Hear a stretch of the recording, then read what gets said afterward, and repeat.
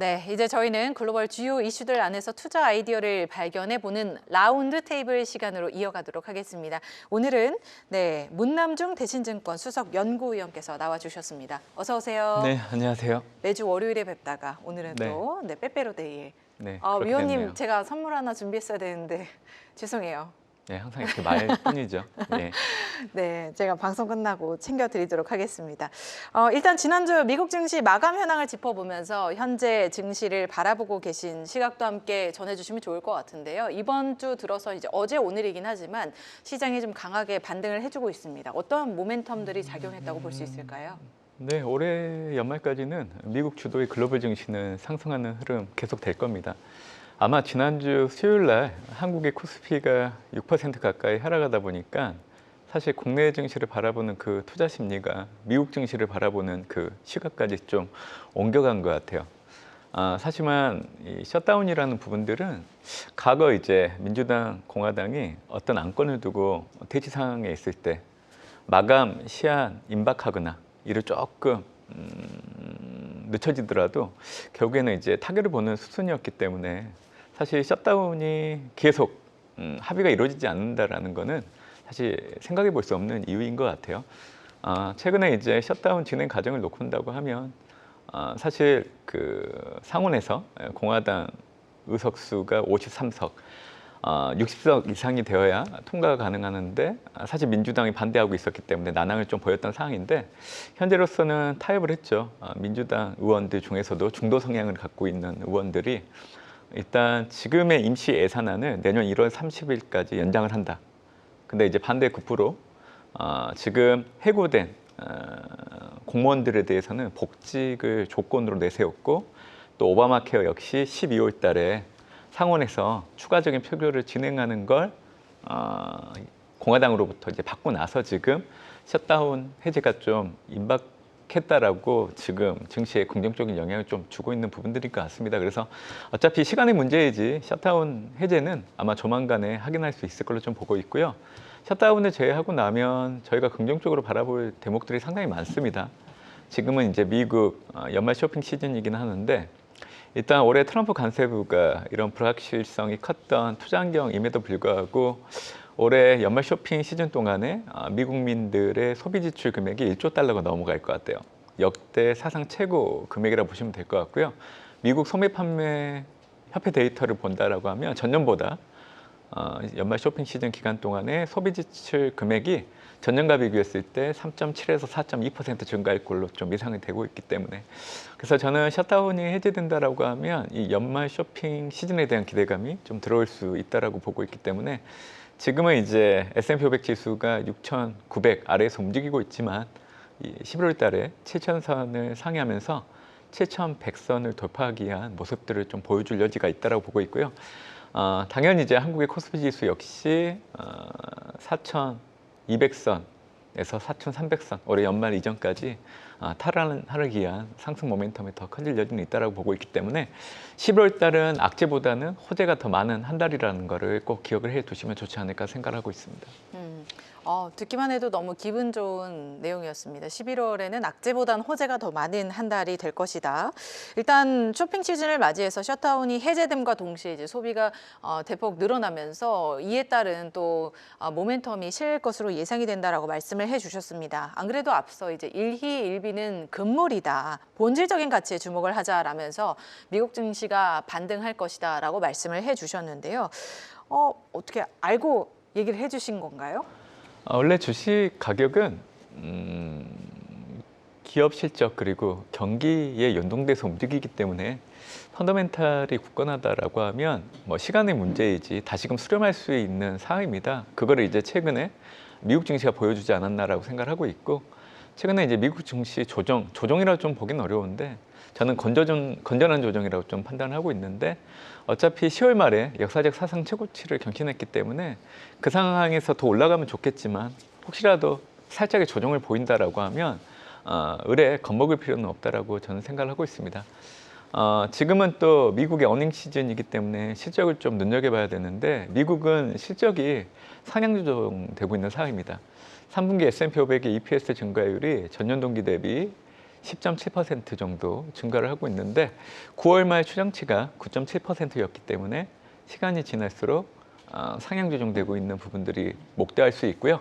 올해 3분기 때 실적을 주도하는 섹터는 단연코 IT라는 거, 그리고 2분기와 좀 다른 점은 시크릿컬 업종들이 들어온다라는 거. 그래서 유틸리티, 소재, 금융이 IT에 이어서 실적이 좋은 대표적인 섹터라고 보시면 될 것 같습니다. 그리고 제가 주목하는 거는 IT 실적입니다. IT EPS 증가율도 9월 말 전년 동월 대비 20.6% 정도 추정됐었는데 현재로서는 이 숫자가 26.5%까지 올라오고 있잖아요. 그래서 최근에 골드만삭스, 모건스탠리 CEO들이 AI 관련된 주식들이 너무 가열됐다라고 경계의 목소리를 좀 냈던 부분들은 있지만 저는 실적을 감안한다라고 하면 아직은 미국의 AI 관련된 종목들의 주가가 버블이라고 생각하지 않아요. 그래서 앞으로도 미국 증시 상승할 때 AI 관련된 종목들이 미국 증시 상승을 견인할 걸로 좀 보고 있기 때문에 올해 연말까지는 투자자 여러분들이 그렇게 크게 걱정 안 하셔도 될 것 같고요. 다만 이제 앞으로 좀 달라질 대목이 있어요. 지난주 수요일 날 한국 증시가 일간으로 6% 정도 하락을 했거든요. 그리고 그 이후 추이를 보면 반등할 때 보면 우리가 과거에는 경험하지 못했던 상승폭을 보이고 있단 말이에요. 오늘 같은 경우에도 코스피가 그 모습을 보여주고 있다고 보고 있는데 일간 변동폭이 상당히 커질 겁니다.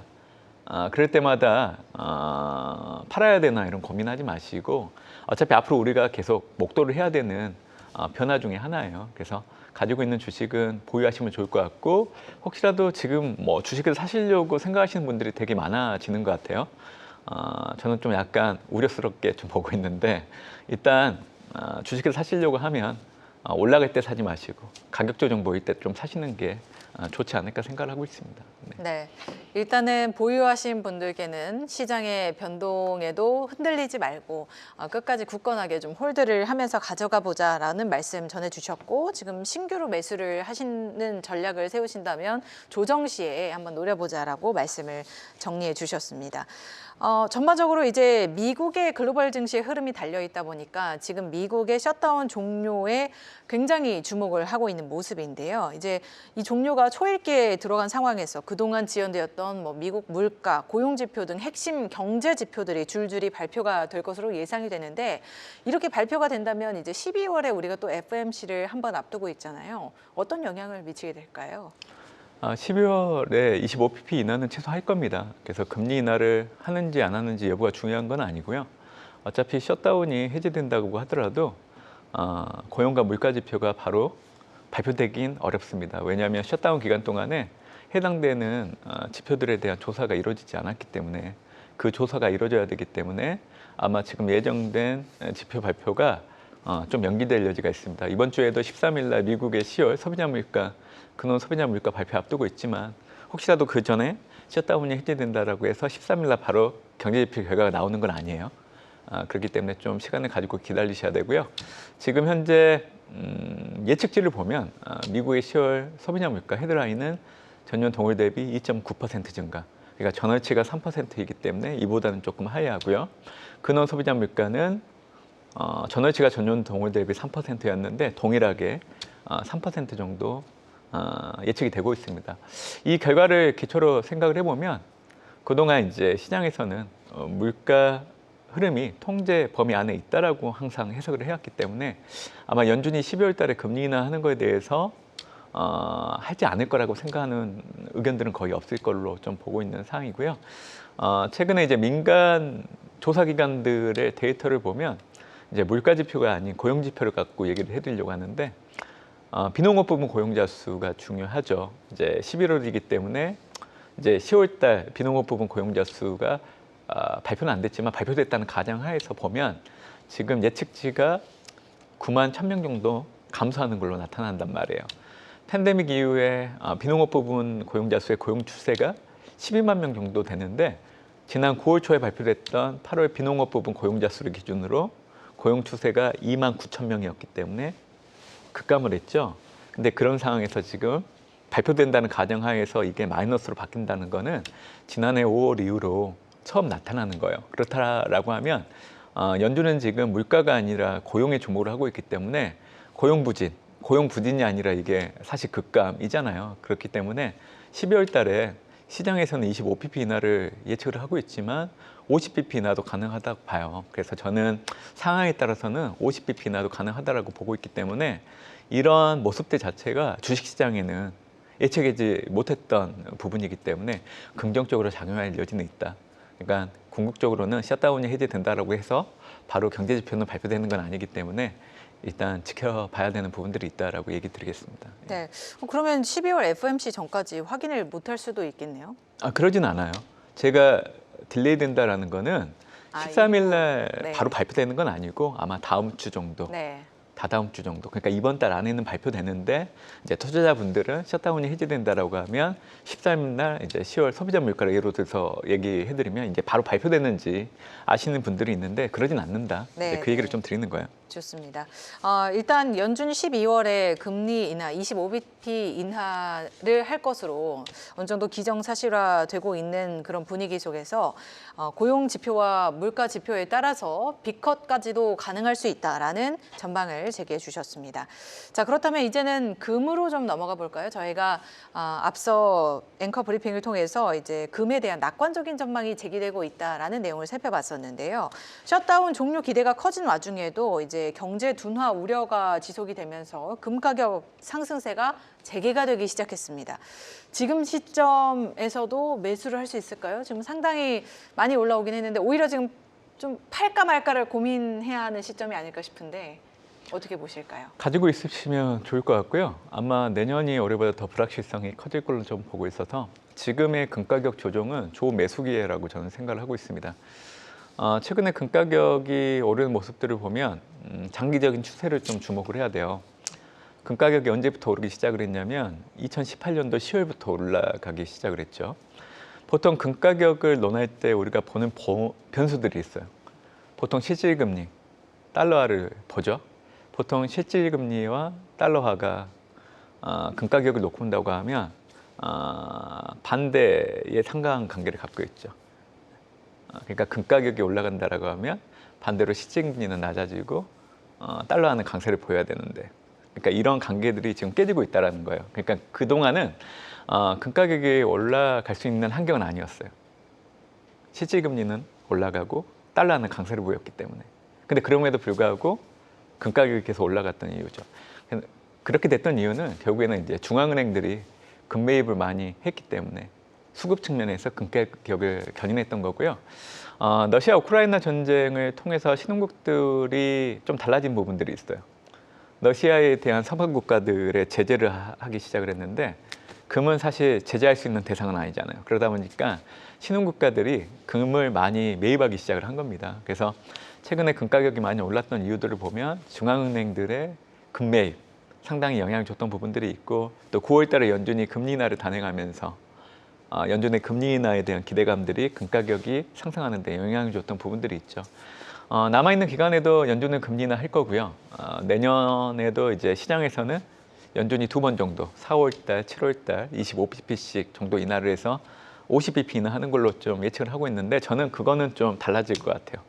저는 내년도 분기별로 한 번씩은 좀 금리 인하 가능하다라고 좀 생각을 하고 있기 때문에 그런 상황이라고 하면 앞으로는 중앙은행의 금 매입도 계속 이루어지겠지만 연준의 금리 인하에 대한 부분들이 금 가격에 반영될 여지가 상당히 높아요. 그래서 내년도 이제 금 가격이 일부 IB들은 온스당 5,000달러 정도까지 보는 데도 있거든요. 저는 그 견해에 부정하지 않아요. 저는 충분히 가능하다라고 생각을 하고 있기 때문에, 그래서 최근에 나타나고 있는 금 가격 조정을 매수 기회로 삼으시면 좋을 것 같고, 내년 3분기 이전까지는 금 가격 계속 올라갈 겁니다. 그래서 가지고 있으시면 좋아요. 네, 일단은 장기적으로 좀 홀드를 해보시면서 지금 보유를 하고 계시지 않은 분들께서는 매수 기회로 삼아서 내년 3분기까지는 좀 홀드하는 전략을 가져가시면 좋을 것 같습니다. 위원님, 어제 또 빠르게 또 발간을 하신 일본 마켓 레이더 위클리 보고서 관련 내용을 좀 살펴봤었는데요. 일본 시장의 엔저 경계감이 확산이 되면서 11월 일본 증시의 발목을 잡는 요인이 될 수도 있다라는 내용을 전해주셨더라고요. 구체적으로 한번 설명해 주실 수 있을까요? 최근에 엔화 강세가 살짝 나타나긴 했지만 그 이전까지 흐름을 놓고 본다고 하면 155엔대를 향해서 엔화가 평가절하되고 있었던 상황이기 때문에 아마 이번 달 전반적으로 이제 대외 불확실성이 좀 낮아진다라고 하면 다카이치 내각 출범에 따른 그 영향 때문에 엔화는 다시금 155엔대를 향해서 가고 또 상회할 여지는 있다라고 생각합니다. 근데 이게 일본 증시의 발목을 잡을 수 있다라고 생각을 하고 있는 거죠. 왜냐하면 지난해 7월에서 9월까지 흐름을 놓고 온다고 하면 그때 당시 엔화가 155엔대를 넘어서기 시작하니까 일본 정책 당국이 외환 시장에 대한 개입을 하기 시작을 했었고 그때 총 4번 정도 엔화는 사고 달러는 매도하는 흐름들을 보이다 보니까 엔화가 160엔대까지 갔다가 이게 140엔대 아래로 내려갔거든요. 그러니까 지금 상황을 놓고 온다고 하면 엔화 약세가 단기간에 나타나는 거에 대해서 일본 통화정책 당국이 계속 보고만 있을 수는 없어요. 이 통화라는 거는 방향성을 가지고 움직이는 건 나쁘지 않는데 너무 단기간에 움직이다 보면 경계를 할 수밖에 없거든요. 그렇기 때문에 아마 이번 달 이 엔달러 환율 관련해서 155엔대를 상회해서 160엔대까지 가게 된다라고 하면 외환 시장에 대한 개입들이 나타날 수 있다는 부분들. 그리고 엔화가 160엔대를 넘어가게 된다라고 하면 실질금리가 낮아지는 또 부정적인 경제 효과를 유발할 수 있어요. 9월달 일본의 실질 금리가 사실 마이너스 폭이 조금 두드러졌는데 이게 9개월 연속 되다 보니까 사실은 이제 임금에 영향을 주는 거예요. 명목 임금은 오르는데 실질적인 임금은 계속 낮아지는 그 흐름들. 그래서 이제 일본 경제에는 부정적으로 작용할 수 있는 부분들이 있고요. 또한 엔화 약세가 단기간에 많이 나타난다라고 하면 BOJ의 금리 인상 시점이 좀 당겨질 수 있다라는 시장의 의견들도 커지게 된다라고 하면 이제 금융시장 특히 주식시장에서는 올라가려고 해도 그 올라가는 그 폭 자체가 제한될 수 있거든요. 근데 이제 저는 아마 이번 달에는 엔화가 155엔대를 넘어갈 여지는 있다라고 보고 있기 때문에 궁극적으로는 외환 정책 당국의 외환 시장 개입에 대해서는 좀 생각을 해봐야 되는 변수가 떠오르지 않을까라는 생각을 해보고 있습니다. 네, 좋습니다. 일본 증시 그 안에서도 엔화의 움직임에 따른 영향까지 저희가 분석을 들어봤습니다. 지금까지 문남중 대신증권 수석 연구위원과 함께했습니다. 오늘 말씀 고맙습니다. 감사합니다.